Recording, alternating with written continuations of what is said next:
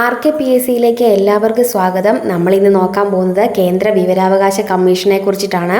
Subscribe ചെയ്യാത്തവരെല്ലാവരും subscribe ചെയ്യണേ. 2005 October 12 കേന്ദ്ര വിവരാവകാശ കമ്മീഷൻ നിലവിൽ വന്നത്. കേന്ദ്ര വിവരാവകാശ കമ്മീഷൻ നിലവിൽ വന്നത് 2005 ഒക്ടോബർ 12 കേന്ദ്ര വിവരാവകാശ കമ്മീഷന്റെ ആസ്ഥാനം ന്യൂഡൽഹിയിലെ CIC ഭവൻ ആണ്. CIC ഭവനാണ് കേന്ദ്ര വിവരാവകാശ കമ്മീഷന്റെ ആസ്ഥാനം. കേന്ദ്ര മുഖ്യ വിവരാവകാശ കമ്മീഷണറെ തിരഞ്ഞെടുക്കുന്ന സമിതിയിൽ പ്രധാനമന്ത്രിയും ലോക്സഭാ പ്രതിപക്ഷ നേതാവും ഒരു ക്യാബിനറ്റ് മന്ത്രിയും അംഗങ്ങളാണ്. ഒരു കേന്ദ്ര മുഖ്യ വിവരാവകാശ കമ്മീഷണറെ തിരഞ്ഞെടുക്കുന്ന സമിതിയിൽ ആരൊക്കെയാണുള്ളത്? പ്രധാനമന്ത്രിയും ലോക്സഭാ പ്രതിപക്ഷ നേതാവും ഒരു ക്യാബിനറ്റ് മന്ത്രിയുമാണ് അംഗങ്ങൾ.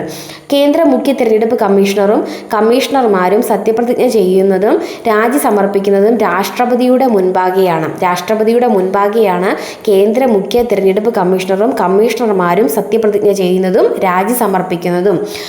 വജാഹത്ത് ഹബീബുള്ള ആയിരുന്നു ഇന്ത്യയിലെ ആദ്യത്തെ മുഖ്യ വിവരാവകാശ കമ്മീഷണർ.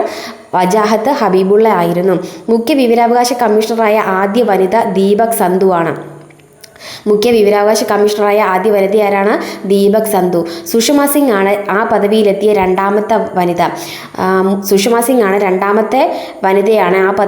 രണ്ടാമത്തെ വനിതയാണ് സുഷമ സിംഗ്. നിലവിലെ കേന്ദ്ര മുഖ്യ വിവരാവകാശ കമ്മീഷണർ യശ്വർദ്ധൻ കുമാർ സിൻഹയാണ്.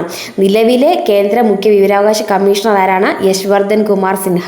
11ാമത്തെ മുഖ്യ വിവരാവകാശ കമ്മീഷണറാണ് YK സിൻഹയാണ്. 11ാമത്തെ മുഖ്യ വിവരാവകാശ കമ്മീഷണർ YK സിൻഹയാണ്. കേന്ദ്ര മുഖ്യ വിവരാവകാശ കമ്മീഷണറുടെ പ്രതിമാസ ശമ്പളം 2,50,000 രൂപയാണ്. കേന്ദ്ര മുഖ്യ വിവരാവകാശ കമ്മീഷണറുടെ പ്രതിമാസ ശമ്പളം. കേന്ദ്ര വിവരാവകാശ കമ്മീഷണറുടെ ശമ്പളം 2,25,000 രൂപയാണ്. കേന്ദ്ര വിവരാവകാശ കമ്മീഷണറുടെ ശമ്പളം എത്രയാണ്?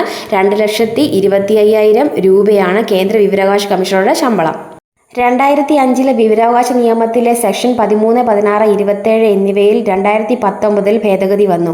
ഭേദഗതി പ്രകാരം കേന്ദ്ര സംസ്ഥാന വിവരാവകാശ കമ്മീഷണർമാരുടെയും മറ്റ് കമ്മീഷണർമാരുടെയും കാലാവധി തീരുമാനിക്കാനുള്ള അധികാരം കേന്ദ്ര സർക്കാരിന് നൽകുകയും കാലാവധി 3 വർഷമാക്കുകയും ചെയ്തു. വിവരാവകാശ ഭേദഗതി ബിൽ ലോക്സഭയിൽ പാസ്സായത് 2019 ജൂലൈ 22 രാജ്യസഭയിൽ പാസ്സായത് 2019 ജൂലൈ 25 2019 ഓഗസ്റ്റ് 1 വിവരാവകാശ ഭേദഗതി നിയമത്തിന് രാഷ്ട്രപതിയുടെ അംഗീകാരം ലഭിച്ചത്. Thank you.